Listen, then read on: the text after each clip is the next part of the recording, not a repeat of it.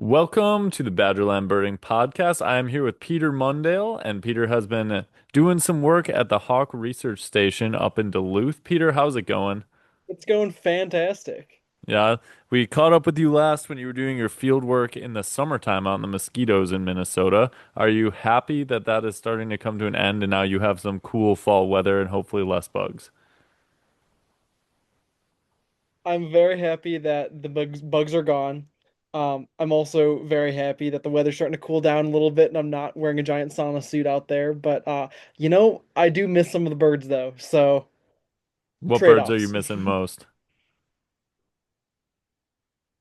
Ooh, I really miss the blackback woodpeckers. For the whole month of July, I was doing radio telemetry on boreal chickadees, fledglings. So in the back of like a lot of peatland areas, and we were got to see basically blackback woodpeckers daily when I was tracking these chickadees. So I do miss seeing them pretty often, but hopefully we'll see some here migrating down the shore soon. Interesting. Do you ever go back during this time of year and go into the woods and the bogs again to see those blackback woodpeckers and stuff? Just give them a little hello, how's it going? Or do they I kind of retreat haven't. somewhere? Yeah, for the most part, they do kind of come out maybe more to roadways in the winter time. But that's where people are kind of looking.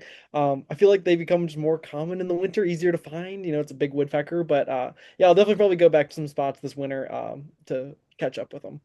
Yeah, for sure. Sounds like it was fun, but also not fun with all the insects. I don't think I could do it. But I want to have you on to talk about the hawk migration and all of the migration that's begun because when it turns to September, that's when we start to see stuff start to trickle down and you see people posting the radar things with all the birds moving on them. When did you Totally. start with the hawk watching this year? Yeah, so this year is my fourth year at Hawk Ridge, working, and the count started on August 15th with Sean McLaughlin, who's our lead counter. He started the count on August 15th. That's what it starts every single year, and he'll continue going through the end of November. Is it like a big So event when it starts, or is it just some guy up there by himself, just like tallying the first bird and being like, it's on now? it's pretty much Sean by himself for about the first week, basically. And then we have staff training, and then, that's the big celebration of, everybody's back. Hawk banding really starts getting going with the passerins too. And, yeah, the naturalists were out at the overlook pointing out birds and stuff like that. So that's when everything really gets going as first of September. That's the big kickoff. Do you kind of But feel yeah, like, oh, wait, what? What was I was that? saying, yeah, but birds are moving. So Oh, it's, I thought you were it's going to give us a big revelation on that one because you sound so pumped about it. I was going to ask, being up in Duluth area, do you feel as though you get the first window into what's starting to move and how much we can expect of it? Because what got me thinking about it was I saw a post from Hawk Ridge about the insane Nighthawk migration that we always experience in this part of fall. And it got me thinking about how it was reported there, obviously, before it got to us in Wisconsin. Do you kind of feel that you have a preview, that you know more than the rest of the country? Does it give you any data that actually makes sense then to people to watch out for, or is it kind of they just pass you and then who knows what happens? sure, sure. No, to answer that, it's kind of fun because in like the springtime, it's the exact opposite. Being in Duluth, we're just waiting for all these warblers to show up as the rest of the country's going crazy, and we're like, we still have a foot of snow on the ground. But in the fall, it is kind of fun. We get the warblers and the nighthawks especially really start moving through kind of before they birds have really started moving elsewhere. So yeah, it does kind of give us this window. With the hawk count and stuff like that, we get a lot of data. Of raptors moving and passerins and all this other sorts of data, and we can anecdotally say year after year, during the year, I wonder if this is going to happen like it did back in 2014 or 2020, kind of recalling some of these other flights and stuff like that. But you never really know until the season's over, looking back of, what led.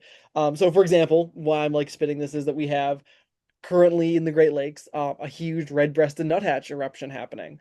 A lot of count stations across the Great Lakes are breaking state records and high counts and stuff like that. Hawk Ridge hasn't yet, but we've had some phenomenal flights of these little guys.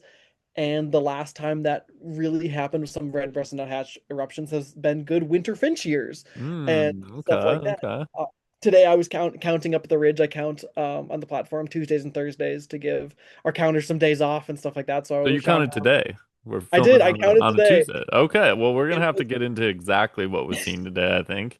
For sure. I can preview it by saying we had five Bohemian waxwings today. Wow, okay. That So, feels right, really early for those. exactly.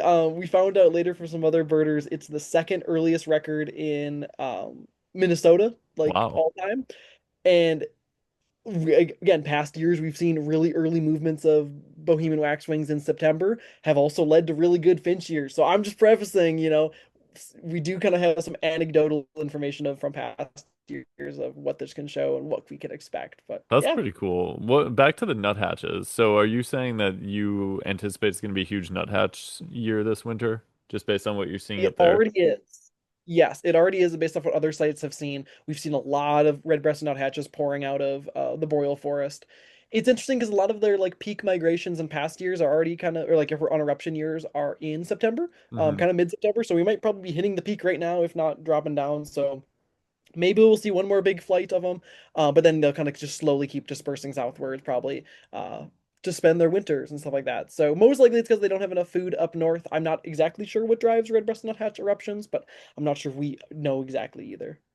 Yeah, that's true. And it has seemed to be a good fall for them already because I've heard them and seen them in a lot of places I don't usually. So Yeah. we were in Milwaukee last week and had some red-breasted nuthatches. I think they were probably migrating through because they were with a few other migratory birds with along some warblers and things, but I don't typically get them in those areas because it wasn't even a conifer area.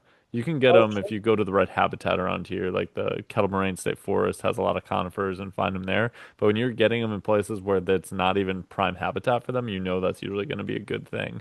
Yeah, exactly. And if It's I'm kind of not like the owls. mistaken, I believe they're one of the earliest, if not the earliest, moving eruptive species.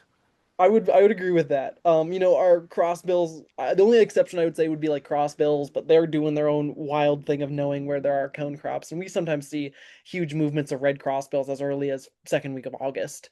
We're not this year, but yes, they are one of the earliest eruptive species to move. And they're a little strange too because they'll just move from place to place, not necessarily always even in a north-south, south-north direction. They just kind of meander. So, Crossbill, yeah, and yeah, I believe I heard too that they actually will breed basically any time of the year if they okay. have the food for it. So they're not on the same schedule as all the other bird species are, which is interesting.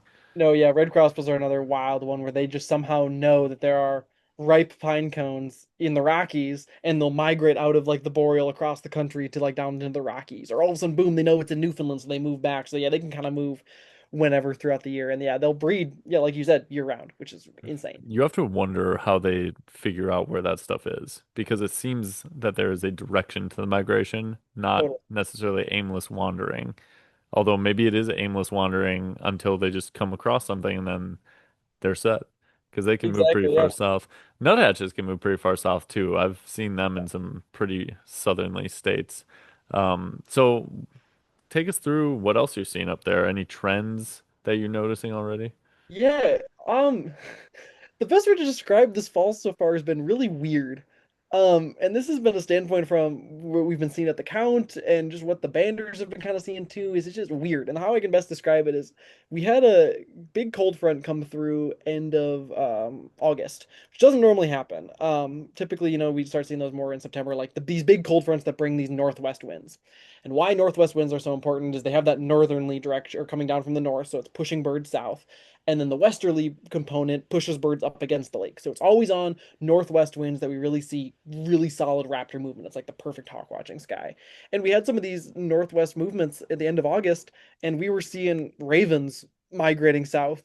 And we were seeing like small groups of robins and a few bluebirds, and we're like, what's going on? These are like October birds that we just always associate with like Hmm. middle of October moving, and it's August. Yeah, So that's been weird. It seems like warblers are starting to peter out already, which really. is weird because they should have at least one more big peak before the season's done. But so yeah, we don't know right now because we're still very much at the beginning of the migration season overall, or kind of just a little bit into it. But yeah, stuff's just been weird so far. So we'll see what happens. And maybe in a few months we'll look back and just be like, we were just in a dry spell, and then the big push happens. But as of now, Yeah, that's curious because I don't know if this, well, this definitely doesn't happen for you because you're doing field work. But for me, I stop birding a lot in the summer because, it gets buggy. You don't have anything moving through, so you get occasional rarities. Otherwise, it's breeding birds that you can knock out right when they arrive. So you get excited about that. And then the rest of the summer is kind of not so much effort put in. And then as soon as you start to get that cross from August to September, then I get pumped again because you start to get shorebird migration. So you start to get the rare stuff that's coming through, like the buff-breasted sandpipers, the American golden plovers. We had a redneck phalarope the other day in Milwaukee, Nice. and We had one up here in Duluth last night too. really, is that Yeah. uncommon for that area or not so much? They're pretty much regular out on the big lake. I actually didn't see it. I missed it by 30 seconds, but as Ouch. it flew away. But yeah, they're regular out on Lake Superior and stuff. It's okay. I've seen them before, but one of my friends hadn't, so we were trying to go get it for her, but that's okay. Oh, gotcha. Yeah, so we had that. We had the other shorebirds, and then we did actually have a decent amount of warblers moving around. So they're down here already. And I don't know if you heard about this, but they've done a couple of pelagics out on Lake Michigan. Down, I Mm-hmm. think it's in the southern part of Lake Michigan in Indiana. And they've already had Jaegers out there, and they've had different phalarope species out on the water like they do in a pelagic. So they kind For of sure. do a like Michigan pelagic similar to how they do on the ocean, and you see some of the same things, which is interesting. Super cool. Yeah, we've had some Jaeger showing up here in Duluth and Wisconsin out on the Park Point and stuff. I know the past few days, so got to get out over the next few days and try to get one. But yeah, super cool. Yeah. Are you pumped for Jaegerfest? I am pumped for Jaegerfest. I will be there. I'll actually be that's it falls around the same weekend as Hawk Weekend up here, so I'll actually be doing a guided trip with Eric Brunke that morning out to Jaegerfest and stuff. So hopefully we Oh, get some nice. Jaegers.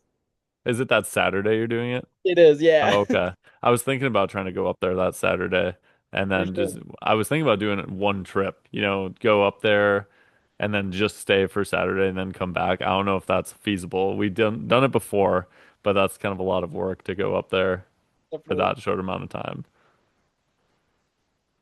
Yeah, no, it's a fun time. Because that there's so much going on in Duluth in the fall with, you mentioned the Nighthawks, so kind of maybe jump back a little bit. We had a great Nighthawk flight this year of in one day just over 35,000 Nighthawks passed through the city. Uh, 35,000 35,000, that and you that's tallied from Hawkridge specifically. yeah. I did not do a lot of the work. That you contributed to tallying from Yeah. Hawkridge. So it Sean, wasn't scattered reports from other places. It wasn't Ebert data. It was from that one point well, not you, but collectively you spotted that many Nighthawks. yeah, so the two people that counted it were Sean and Steve.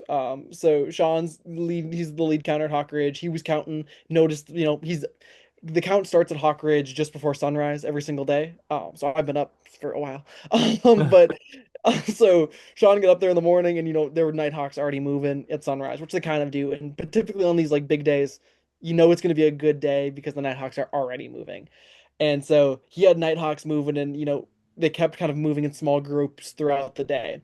And so he finished the Hawk Ridge count somewhere around that 5 o'clock ish and yeah, 5 o'clock and had tallied, I think I should check what the number was. I think it was like 12 or no, 60 was no 16,000 Nighthawks throughout the day at the ridge. And then Steve Colby, who works with NRI, he does a standardized Nighthawk count down on the shore. So basically when Sean finishes, Steve starts down there because the Nighthawk movement moves right to the shore. And then Steve's tally and Sean's combined collective total was 35,000. Oh wow. How do you even count that many birds?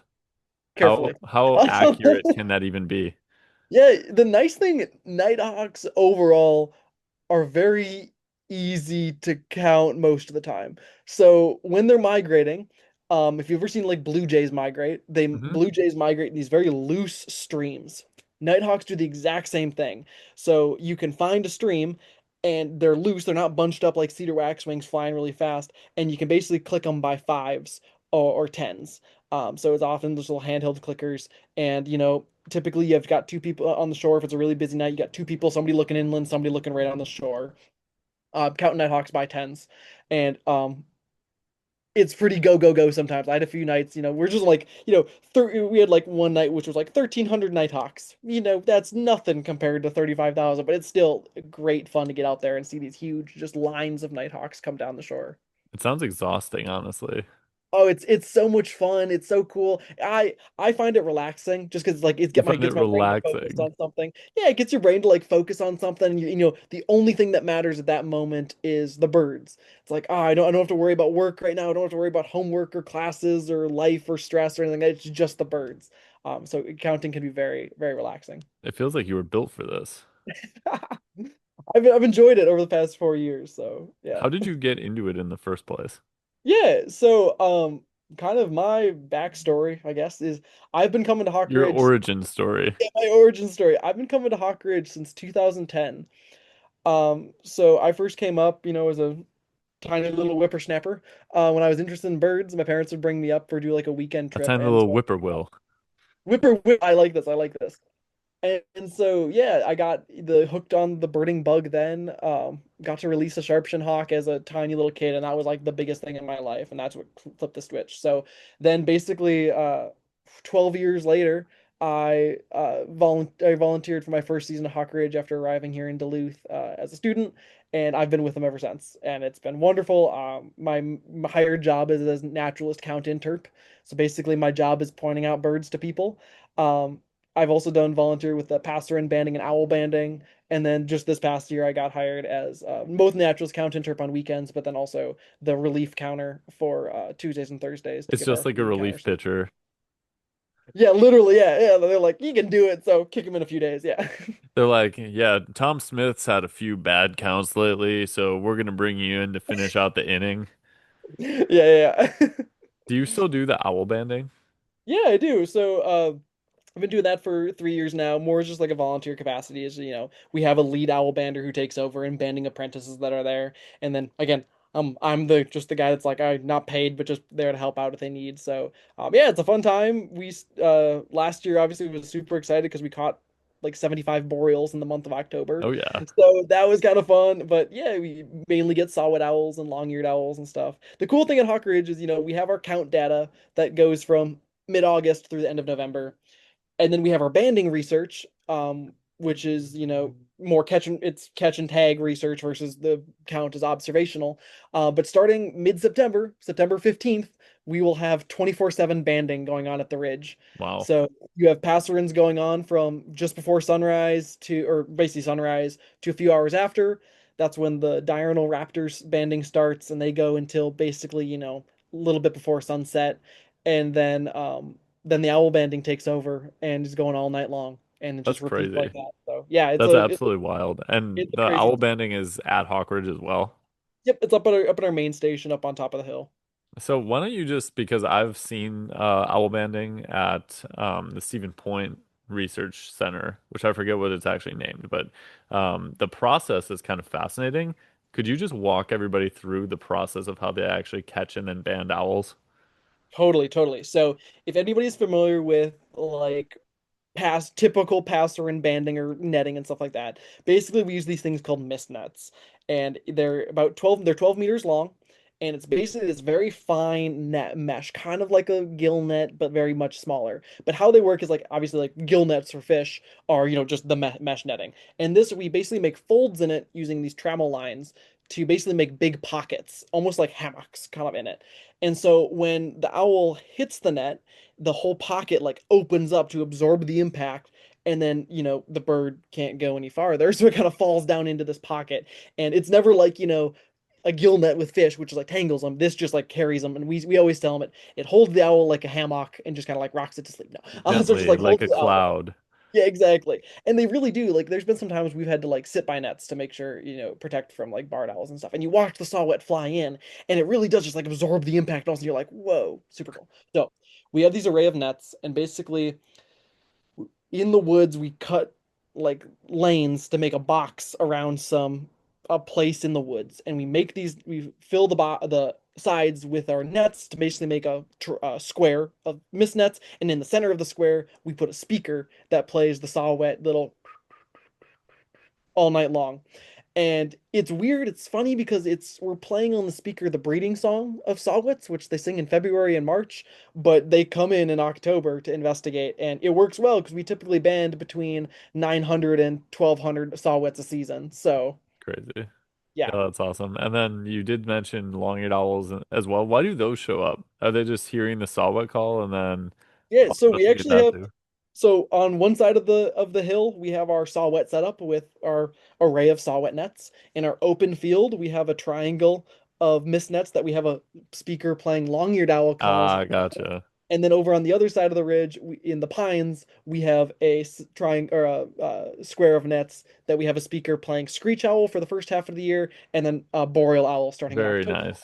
That's So cool. yeah, so it's So, completely like passive netting where you just like, you put the speakers out, you go back to the blind, and every 30 minutes you check the nets. The fun part gets when we start catching long-eared owls more later in the season that we've learned through the years, long-eared owls travel in flocks, if oh, that makes interesting. any sense. So, like in the wintering, they'll winter in like groups and stuff like that. And it Yeah. seems like when we catch one, there's more around, or you'll hear them calling, doing their little kazoo, like woo, kind of call up from the top of the trees. And so in that case, we take out the speaker and we try to fish for the owls. Um, and so basically, we use a lure. In the past, we've even just used a mitten attached to a string out in the center of that triangle, and you pull the mitten, and you also use like a dog squeaker to like pull them in, so they like tune into the sound. They're like, oh, there's a mouse or something over there, and then you pull the string with the mitten on it, and they're like, oh, that's prey, and they come flying into the nets. So That's you're like hilarious. actively trapping owls. Oh, it's so cool because it's like pitch dark. There's no lights on, and you're just like staring off into the darkness for this one little speck to come flying in. It's so cool. That's So yeah. hilarious. And you mentioned you have to watch out for barred owls because they can actually destroy the nets because they're too big. Yes, they can. If more for the saw-whet nets, but the other thing is that they'll actually predate on saw-whets. So while we only target saw-whets, boreals, and long-eareds and screech owls, those four, in a given season, we will catch also multiple barred owls, great horns, short-eared owls, as well. And so when a barred owl shows up, because they hear the saw-whet calls and they're like, that kind of sounds like lunch, we will shut down the nets and then just start fishing to try to catch the barred owl. And sometimes it works, and sometimes it doesn't. And sometimes if we just can't get one to go away, we'll put our little lawn chair up in front of the saw-whet nets and just grab them every time the saw-whets just go in. That way they're not sitting there. That's hilarious. That sounds like a fun-filled night to me. It is, I normally volunteer and stay out till about 3 a.m. and I have a great time. I go back to my apartment, go to bed, and get up for class the next morning. And it's a wild schedule, but it is super fun. Do people at your school, the professors, realize that you're doing this, and then when you show up half awake, they understand. They realize you're Some, doing a service to the natural world. some do, and I think some are just like, man, this kid is just crazy. But That Peter Bird kid is in my class. exactly, exactly. That's really cool. What's the screech owl migration like? Do they actually migrate? I usually see on range maps that they pretty much just stay in the same area year round. Do they have any Yeah. movement?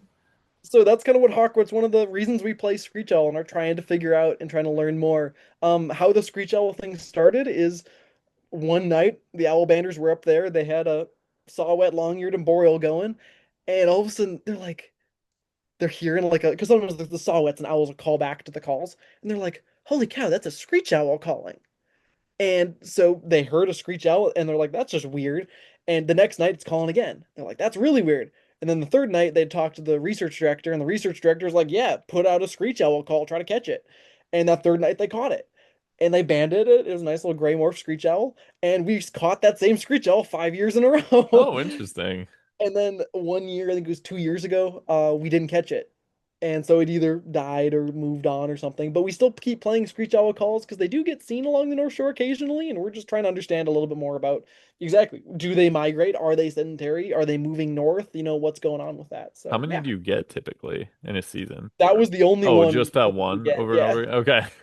Gotcha. I was wondering if it was multiples coming through the nets as Yeah. well as if they're migrating up and down the shoreline. Here's an interesting story for you. So, when we were kind of new to birding, someone told us that if you play a northern hawk owl call, you can elicit a response from, well, they said specifically saw-whets because they'll have that bill snap response, the kind of aggressive, defensive bill snap. And so we tried it in this area with a lot of conifers one winter. I think it was actually the 31st or the last day of December, whatever day that Yeah. was.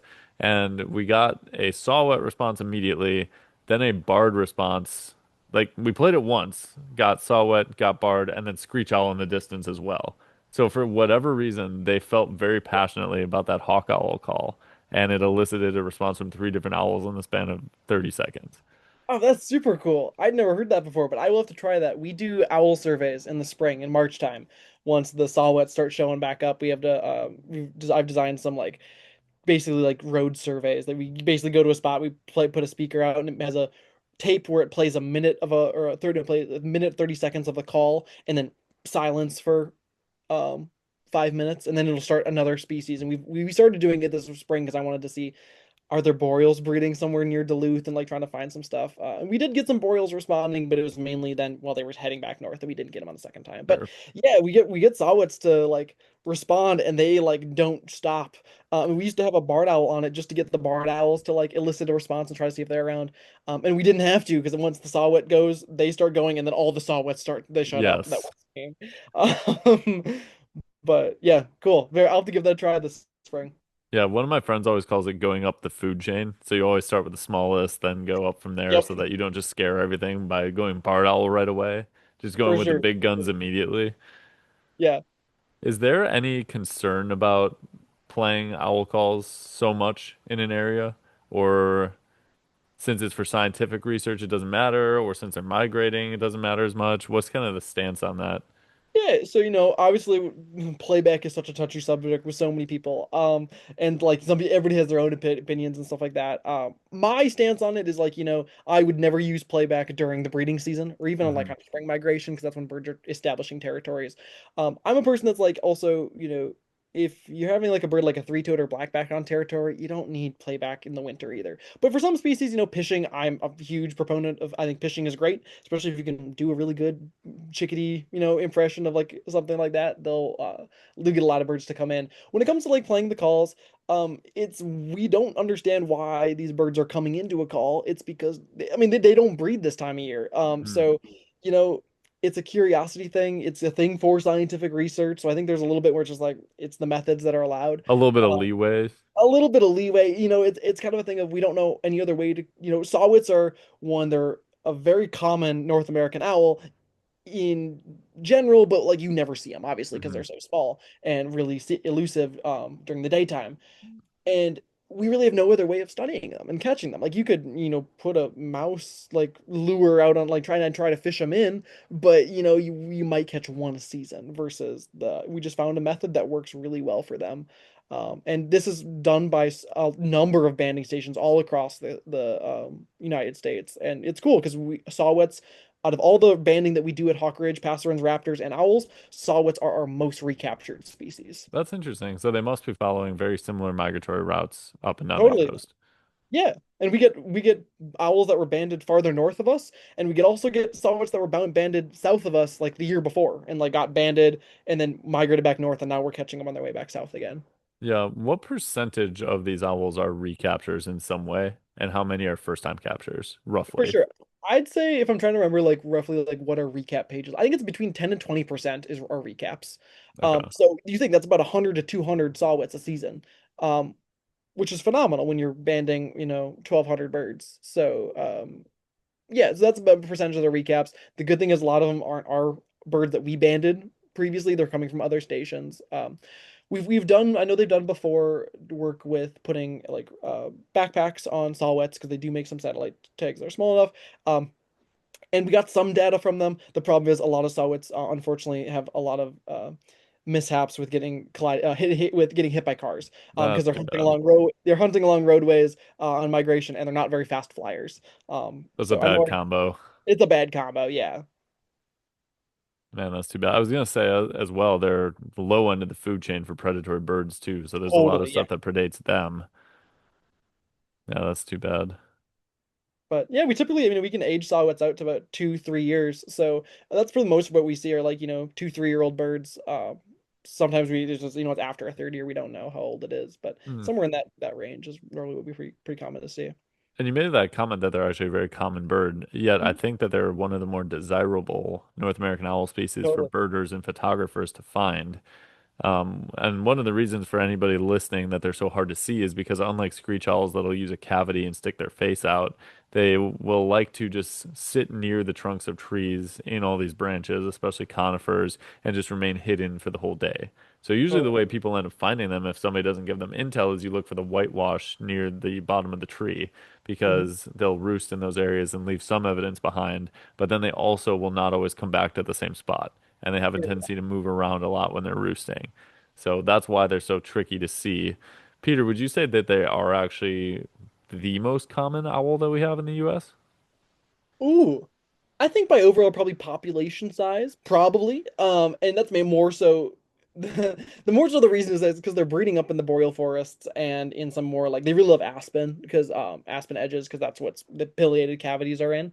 Because they use old pileated woodpecker cavities and stuff like that. And so they're up in that boreal, aspen parkland area and stuff like that. And that's where they're breeding. A lot of areas for them to breed. They're small owls. They don't require as big of prey, so that you can have more higher density of them in, say, the exact same areas like a barred owl or great horn. And a lot of them are migrating down into the United States. A lot of our birds that we banned at Hawk Ridge in the past have been recovered roosting in wintering in the Appalachian range. So they actually kind of go more south and then east, which is really cool. But yeah, so I would say they're probably one of the more common owls by numbers, but very, very hard to find. Yeah, I think most people encounter typically the great horned first, which is Totally. just because they're big and they're loud and they'll be around neighborhoods. Yep, But there are a lot more owls that are more common probably than great horned are. They're just the definitely. ones that make themselves the most known. Yeah. My other last fun fact I'll give about our banding station when it comes to owl banding is we have had every single regular Minnesota owl in the banding station. The only two we're missing are barn and burrowing. Obviously, we're not Okay. going to get those. But yeah, we've had great grays, hawk owls, snowies, short-eared and long-eared boreals, saw-whets, uh, great horned, screech. I don't know what I'm missing. We've had it there. Did you say snowy too? Snowy, yes. What's the hawk owl catch rate like? Oh, extremely low. I think the only one that they got was back in the back in the day. It was a migratory bird that like stopped over on the ridge, and they just went out with a lure and a net and caught it. And it was yeah. So that was like a one-time thing, but we say it counts. We've had them Yeah. all in Is that at station. all surprising to you since they get into the bog so much, or are they just not moving around yet? Hawk owls used to be way more common in the state. We used to get them. I mean, they still do breed in Minnesota. There's some areas up in kind of where I was this summer that they breed. But they used to be more prevalent. They used to breed regularly in Sac Zim, and we're seeing those numbers decline and move northward. And it wasn't terribly like it was a thing every now and then. They'd see hawk owls migrating during the day at Hawk Ridge. Typically sunrise and sunset, migrating on the shore. And we haven't seen that in a number of years now. But yeah, that's the best of my understanding. Is like there's not as common as a migrant anymore, even though we do see them annually in Minnesota. Yeah, we don't really know. I mean, the eBird reviewers probably know, but we don't really know how many are in Wisconsin ever anymore because Yeah, they've been suppressed on eBird.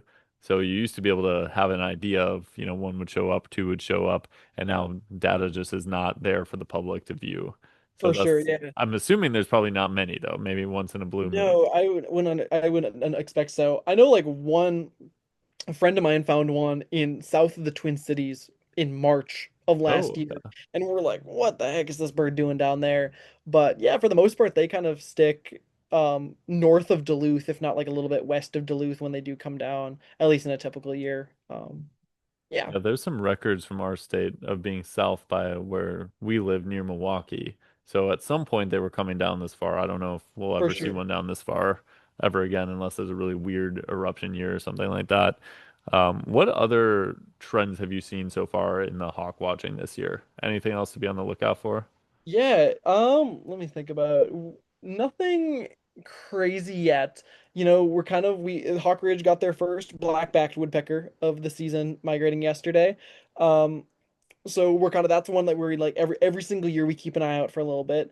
Typically how blackbacks work when if they're gonna erupt is they ramp up where you'll start getting like one every few days kind of a thing and like increasing in numbers throughout September and then like first week of October, boom, you've got like a double-digit blackback woodpecker day along the shore or triple digit or something, whatever, like insane.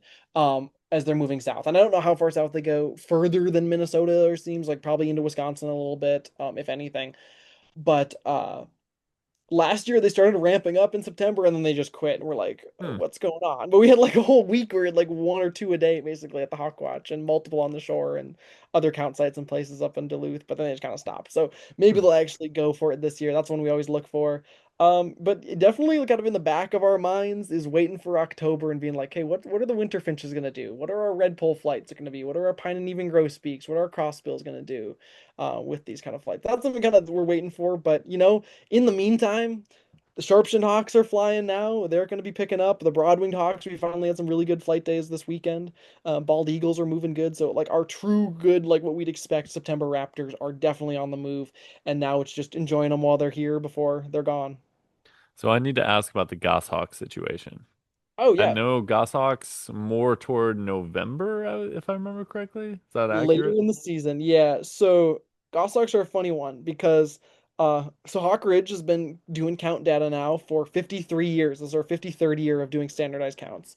And the first year that we did it in 1972, turned out it was a goshawk eruption year, which the Nice. goshawks used to be on a 10-year cycle.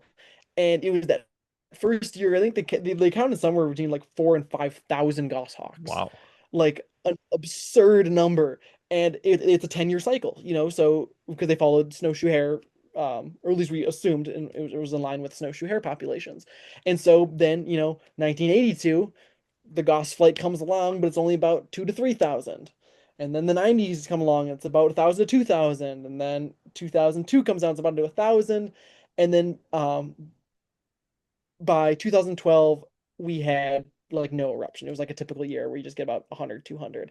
And that is still steadily decreased to where we only see about 50, 50 goshawk, maybe 60, Mm. closer to 100, but like roughly just that 50 goshawks a year now. And we're still the best migration place in the nation to see migrating goshawks, but we don't see that many, and we don't exactly know why. There's a lot of studies being done across the United States right now trying to figure out, is it food related, is it habitat related, or are they just fat and happy up in the boreal and they don't want to come down, or are they actually declining in numbers? And Like so nothing's fat and happy up in the boreal. that's what I would expect, but we don't know.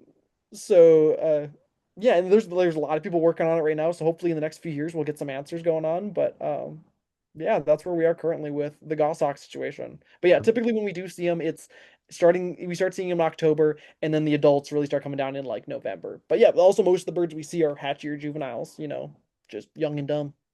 Yeah, I think that I have a bad feeling that the goshawks are declining, and I think I have a bad feeling that falcons are declining as well. Definitely. Because I agree with both of falcon you those. used to be able to get them up in Duluth, up in Superior, and those are suppressed as well. But I have not heard a report of one in a very, very long time.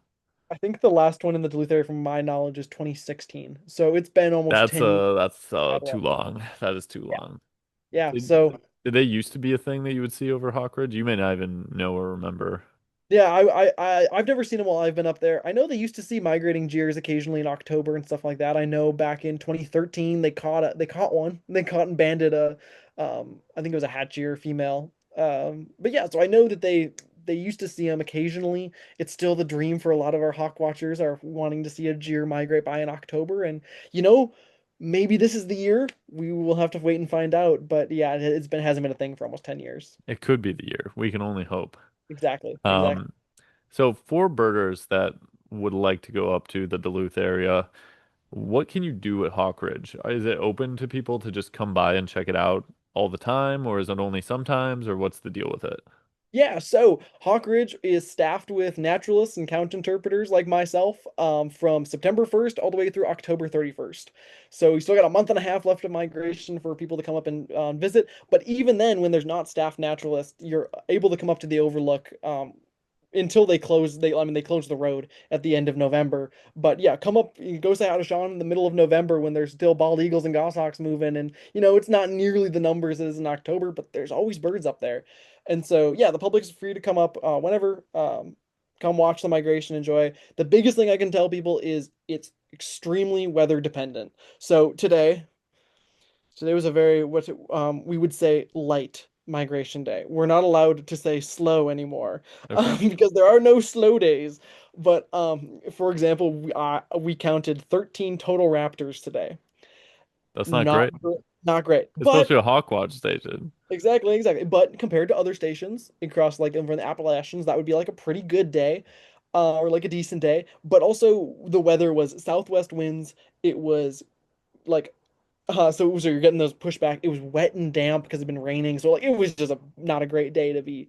It was a great day to be out because I got to look like on a hill and overlook Lake What a Superior. politically correct thing to say. Yeah, but um it wasn't a great day for the Raptor movement. if people want to come see birds at Hawk Ridge, the best thing I can tell you is come on days that are going to have sunshine. You're going to want that sun because that's what creates our thermal activity. And anything, really anything west, southwest through northwest, but the northwest is going to bring those good, really good flights of birds. And then our west and southwest is going to bring really good views of those birds because typically they're a lot lower down. Okay, that is Um, definitely useful information for sure. And it's yeah. funny that for hawk migration, you want those clear days because for the Jaeger migration, if you do go to Jaegerfest at Wisconsin Point on the other side of the border, you're going to want stormy days and Yep. You nasty want those weather east days to winds. push them into the shore. Yeah, so like yeah, east wind days at Hawk Ridge are not typically great days. You can still get really good flights on them, but typically it pushes birds a little bit more inland, so they're out harder to see. East wind days down on the lake are fantastic for Jaegers because it pushes them right towards Park Point and the beach. So if things aren't popping off up at Hawk Ridge, go down to the beach and go catch some Jaegers. So really what you need is to go up there for 2 days. First day, nasty winds coming from the east and pushing west.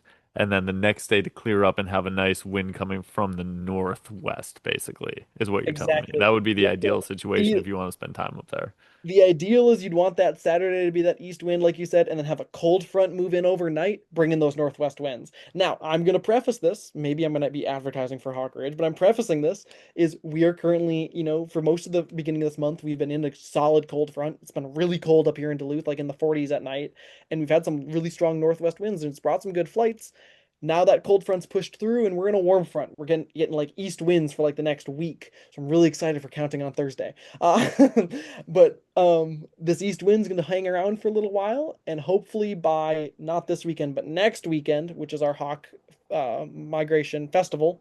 It's already Um, coming up soon. exactly. Yep. Hopefully we get another cold front that pushes through, bringing northwest winds, and hopefully that'll like peak right when those broadwings are supposed to be moving, and we can have a you know 15, 20,000 broadwing hawk kind of day. Yeah, you can get those big kettles of broadwings, which is always really unique to see. I Yeah. always get a look at them when I'm just doing random stuff outside in the fall, and you look up and see a kettle of just hundreds of raptors circling Yeah. above you. Why don't you give us a little advertisement for Hawk Weekend? If someone's never been to Hawk Ridge before and they want to, why would Hawk Weekend be a good time to do it, and what kind of festivities all occur? Oh, there's so much going on. It is super fun. So hawk weekends are big, once a year festival for fall migration. It always typically lines, like I said, that third week of September. So we try to line it with that big Broadwing hawk flight. So even if it's not the greatest Broadwing hawk day, you're also peaking with a lot of those other Raptors days and like passer in movement. So it's like a great time of year just for migration in general. There are field trips you can sign up for. We still have some spots available on some of the trips. Like some of them go to Sax Zim Bog. I'll be leading one with, like I said, with Eric to Jagerfest. I'll also be The leading one dream team right there. the dream team indeed. I'll You be guys leading also one. look like you might be related, actually, if you didn't know. Oh, we have heard that so much. Some people call us the Hawk Ridge brothers at Hawk Ridge, and Hawk I love Ridge boys. Ridge Boys. So yeah, but yeah. So we do field trips, Sax Zim, Jagerfest up the shore in Duluth area in the mornings. At Hawk Ridge itself, there's programs you can sign up to attend and stuff like that on learning about hawk identification, learning about migration, learning about the research we do at Hawk Ridge. You might be like get one that's taught by me. And then even if you're like, okay, that sounds like a lot, I just want to see birds hanging out at the Overlook. It's normally a really busy time. There's a lot of people there. We have a lot of naturalist staff, but that means you have a lot of eyes. Our counters are phenomenal. They don't miss hardly a thing. And they will point out birds and they'll call out birds like, to us as staff to help get other people on. So it's a crazy awesome weekend. And even if you're like, oh my gosh, that's a lot of people, that's a crowd, go walk on out to the summit at Hawk Ridge, which is on the north end, and typically there's nobody there. You have to hike out to get to it, but you can enjoy some very peaceful hawk watching, maybe a little bit away from the crowd. But it is a fantastic weekend. I highly recommend coming up to the ridge during that. Do you know how many people usually come through during that weekend? Do you get pretty good Oh, numbers? It's okay yes, if you don't know. That's totally I'm gonna fine. say I'm gonna say we get very good numbers 'cause I know we do. I've seen pictures and we have like 200 people up at the Overlook just standing on the edge of that road, looking at hawks. Yeah. But I don't know what our like overall visitor attendance is just for that weekend, but it's high. We have a lot of people coming up there. Yeah, Derek went last year and he had very good things to say about it. He did make a video about it, so I'll put it in the description for people watching it on YouTube. And if you want to see what that was like, I'll put that link down there so that you can check it out.